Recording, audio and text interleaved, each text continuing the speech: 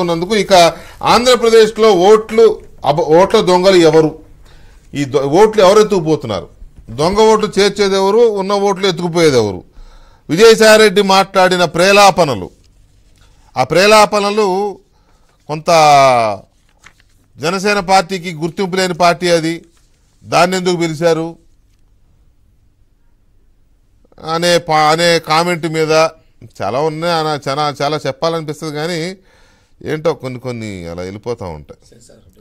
Censor అడ్డు వస్తుంది. So గుర్తింపు లేని పార్టీ అంట. ఈ గుర్తింపు లేని పార్టీలు ఈ పెద్దల సభలో కూర్చునే గజ దొంగల కంటే మరి గుర్తింపు లేని పార్టీలు చాలా నయం ప్రజలకి. సో ఈ ఓట్ల దొంగలు ఎవరు, ఎక్కడ పోతున్నాయి, తెలిసి ఓటర్ల జాబితాని ఎన్నికల సంఘం ఎందుకు ఫుల్ ప్రూఫ్గా ప్రిపేర్ చేయలేకపోతోంది? లోపం ఎక్కడుంది? ఇంత జరుగుతున్నా, ఇన్ని కంప్లైంట్లు ఇస్తున్నా అధికారులు ఎందుకు ఇంకా బరి తెగించి కొన్ని చోట్ల, అన్ని చోట్ల కాకపోయినా కొన్ని చోట్ల అధికారులు ఉద్యోగులు బరి తెగించి కుక్క బిస్కెట్ల కకృతిపడి ఈ అక్రమాలకు పాల్పడే రాజకీయ పార్టీలకో రాజకీయ నాయకులకో ఎందుకు జీ హుజూర్ అంటున్నారు?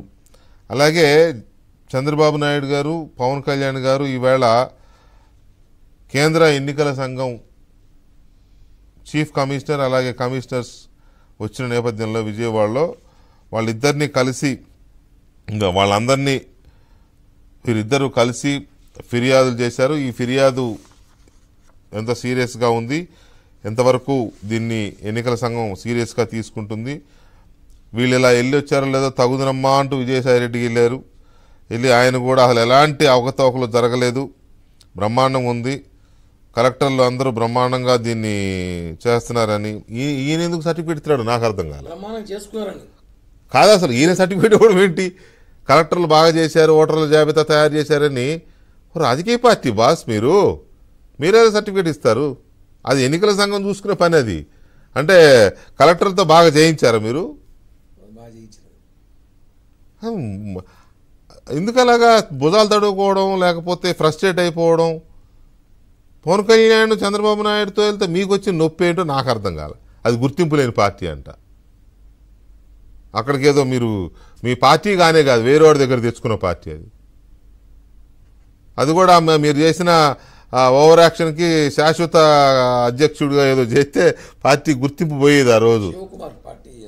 మొన్న ప్లేనరీలో శాశ్వత అధ్యక్షుడిగా, జీవితకాల అధ్యక్షుడు అని ఏదో తీర్మానం పెట్టి చేసుకున్నారు. ఈయన గారి ఈ మహామంత్రి ఈయనే తిమ్మరుసులాగా ఈయన ఇచ్చిన సలహానేమో అది చేస్తే అక్కడ కాస్త పార్టీ గుర్తింపే ఎగిరిపోయే పరిస్థితి వస్తే మళ్ళీ సర్దుకున్నారు.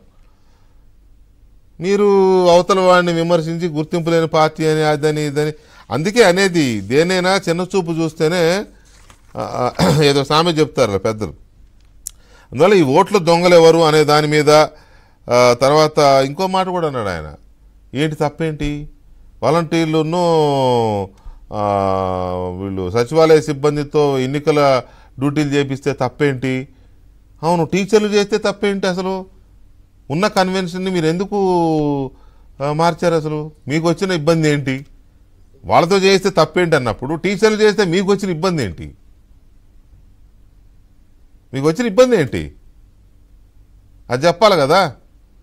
మోరోవర్ వాలంటీర్లతో చేయించడంలో తప్పేంటి అని మీరు అన్నదానికి నా దగ్గర సమాధానం ఉంది. టీచర్లతో చేయిస్తే వచ్చే ఇబ్బంది ఏంటి మీకు అని అంటే మీరు సమాధానం చెప్పగలరా విజయసాయిరెడ్డి గారు? స్ట్రైట్గా నేనే అడుగుతున్నా, ఎవరో కాదు, పార్టీలు కాదు. I'm asking you. వాలంటీర్లతో చేయిస్తే తప్పేంటి అన్న క్వశ్చన్కి, మీ క్వశ్చన్కి నా దగ్గర ఆన్సర్ ఉంది. ఉపాధ్యాయులతో ఎన్నికల విధులు చేయిస్తే వచ్చిన ఇబ్బంది ఏంటి అని నేనేసే ప్రశ్నకు మీ దగ్గర సమాధానం ఉందా?